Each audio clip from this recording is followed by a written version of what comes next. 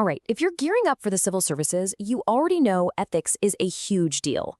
It's not just another subject to memorize, right? It's the absolute bedrock of public administration. So in this explainer, we're going to get into two philosophical heavy hitters that you've got to have in your toolkit: social contract theory and Kantian ethics. Let's get right into it. But before we get into the big theories, let's start with a question that seems almost simple. Why do we obey rules we didn't create? I mean, think about it. Most of us follow laws and social norms every single day, laws we had absolutely no say in writing. This question, well, it cuts right to the chase. It's about why we even have governments and why ethics in public service is something we just can't compromise on. So what exactly are we talking about when we say ethics in public life? It's so much more than just your personal do good, be good mantra. It's a whole framework, really, built on two huge concepts: responsibility and accountability. And the core idea, the one thing you really need to grasp, is that public officials are trustees. That's it. Power isn't theirs to own. It's a trust, handed to them by the people, and it has to be used only for the public interest. Everything else is built on that foundation. Okay, I think this is a fantastic way to visualize how ethical character develops. It's like a set of building blocks. At the very center, you've got honesty. That's the starting point, just being truthful. But then you build on that. Honesty that stands firm, even when it's hard. Honesty that's consistent.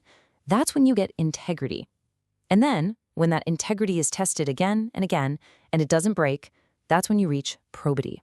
That's having those rock-solid, unshakable moral principles. And that, right there, is the gold standard we're aiming for in public service. So these big ideas are held up by 5 essential pillars. You can really think of them as the support beams holding up the entire structure of ethical governance.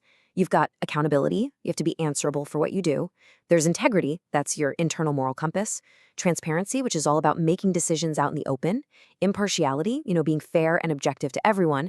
And finally, selflessness, always putting the public's interest ahead of your own. Now, let's see how our philosophical anchors actually give these pillars their strength. All right, first up is our first philosophical anchor, the social contract. If you really want to understand why states even exist, this is where you start. This theory tackles that fundamental why. Why do we have all these rules in the first place? At its heart, the theory is pretty simple. It suggests that all of us, kind of implicitly, agree to a deal. We give up a little bit of our total absolute freedom, the freedom to do literally whatever we want, and in exchange, we get protection and order from the state. You could call it the ultimate group project for creating a safer, more stable society for everyone. And to really understand what's at stake here, you have to look at what the alternative is.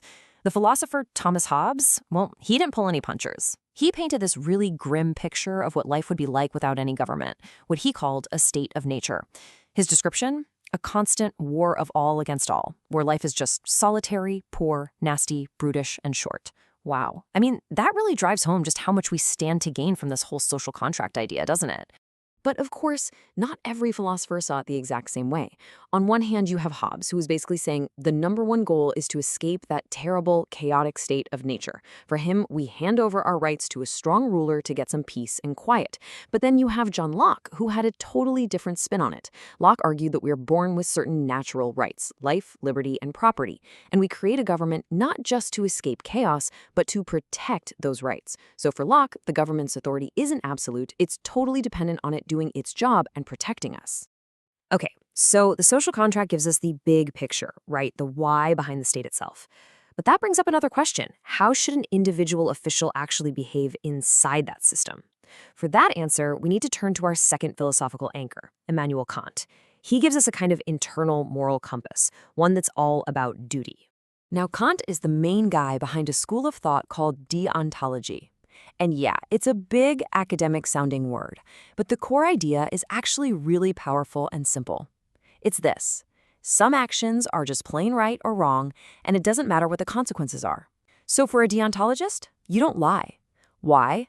Not because you're afraid of getting caught, but because lying itself is wrong. Full stop. It's all about the action, not the outcome. It's an ethics of duty. Okay, so that's the big question, isn't it? How do we figure out what our duty actually is? Well, Kant gave us a really cool tool for this. It's called the categorical imperative. The best way to think about it is like a 3-part test for any decision you're about to make. First, ask yourself, what if everyone did this? Could my action become a universal rule for everybody? Would the world still work? Second, am I using people? Am I treating them with respect as ends in themselves, or are they just a means to my own end? And third, am I building a better world? Is my action helping to create the kind of just, rational society we'd all want to live in? And here's the absolute key to understanding Kant. For him, the consequences of your actions don't matter for morality. What matters is your motivation, your intent. So let's say you donate a bunch of money to charity. Looks great, right? But if you only did it to get your name in the paper, Kant would argue that action has zero moral value. The only thing in the entire world that's good without any strings attached, he said, is a good will. That's the genuine desire to do the right thing just because it's the right thing to do. And look, if you need a single sentence to just nail down his whole philosophy, this quote is perfect. It's such a powerful gut check, isn't it? A constant reminder to hold our own actions up to that universal standard. It really is the heart of that whole universal law idea we just talked about. Okay, so we've got these two massive ideas on the table, the social contract and Kant's idea of duty. But this isn't just an academic exercise, right? So the real question is, how does this high-level philosophy actually apply to the day-to-day reality of being a civil servant? Let's connect those dots right now. And the connection is actually really clear when you lay it out. Think about it. The social contract theory, that's the direct source for values like accountability and public trust. It all goes back to the idea that the government works for the people, not the other way around. And then you have Kant's duty-based ethics. That directly feeds into values like integrity and impartiality. You follow the law and treat everyone the same, not because it's easy or you might get a promotion, but because it is your fundamental moral duty.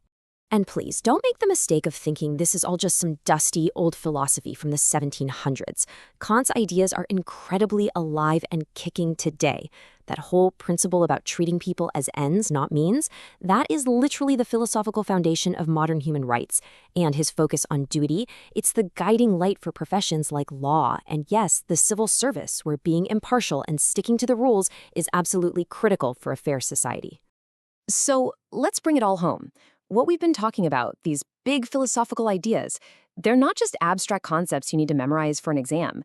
They are a real practical toolkit. They're a moral compass that you can use to navigate the messy, complicated world of public service. Because, let's be real, the world isn't black and white. You are absolutely going to face ethical dilemmas. And these aren't the easy ones, a clear choice between good and evil. No, a real dilemma is a choice between two rights. It's a tough spot where good principles are clashing, and no matter what you choose, there's going to be a downside.